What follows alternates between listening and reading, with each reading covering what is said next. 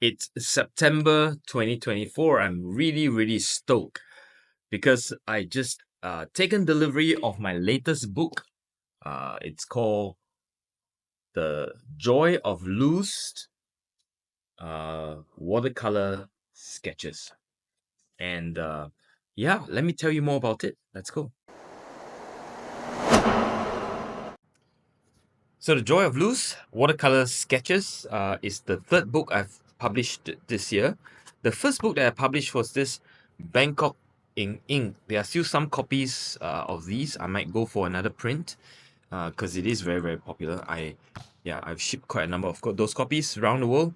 The second book I wrote is called The Seven Elements of Urban Sketching. There's plenty of copies of this. So let me tell you about this book. So the joy of loose came about because I think people generally are too tight with their watercolor sketches, and I try to help my students or workshop participants to loosen up. And in here, I have about 10, as you can see, 10 uh, ideas, 10 tips you could try. Let me just go through a few of them and give you a bit of a flick through. I also have featured artists Dorothy, Sangmi, Sito, YY, Kim, Teo. That's a husband and wife pair, dynamic duo that sketch like a lot. I sketch a lot with them, and I really love these guys. The two of them, Mike, and Tyne.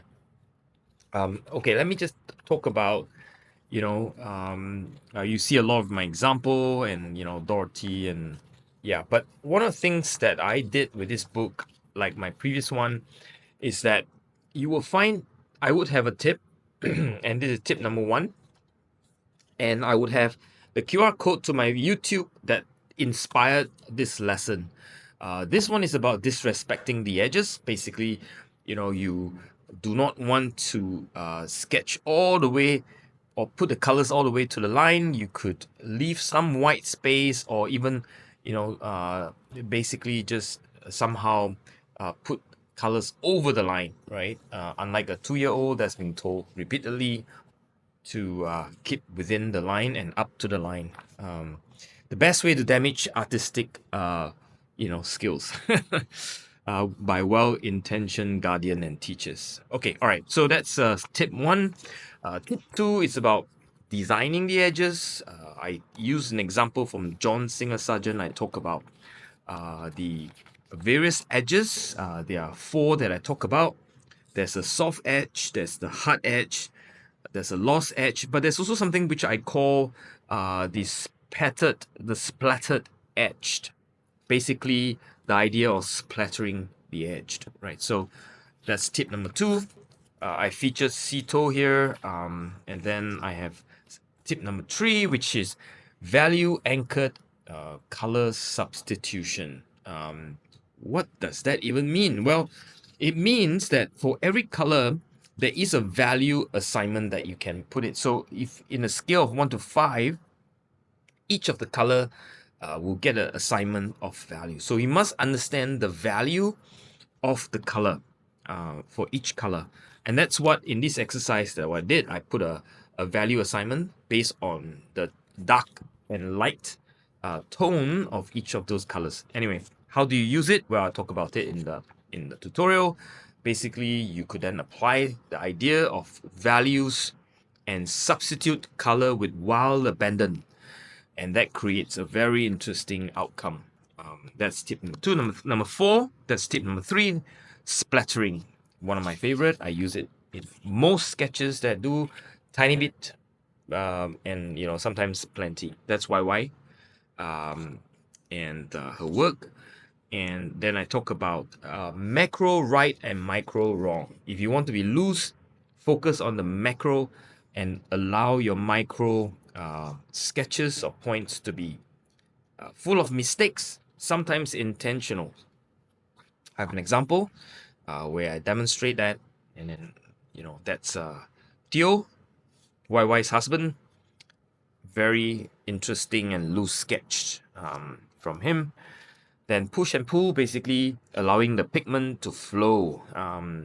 That's and that's Mike, one of the committee member of my Singapore sketches in Singapore. he gave a short lesson, which I put down here. Charging wet on wet, basically using multicolor on one spot. Again, each lesson comes with a QR code. It's multimedia.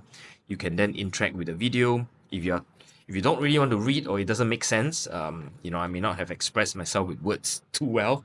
You could then watch the video and see the demo yourself. And then, that's Tyne, and beautiful example from her. I have 3 spreads. And then tip number 8, abstraction. It's about abstracting. I talk about how you can abstract a seagull all the way to a manga style to outline to then finally maybe just a V shape in your sketch. And if in context this could make sense, sometimes without context this becomes too abstract. But regardless, I talk about how to abstract it, right?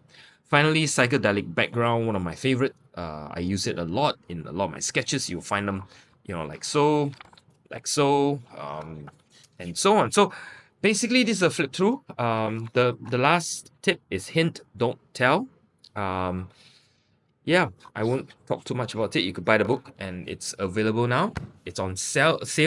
I'll put out a coupon in the link in the description below. While you still have the coupon, you get a few dollars knockoff from a very cheap pricing that I put out there. All right, so that's it for this week. I'm very excited. I'm happy to ship it to you. And yeah, that's it. Bye.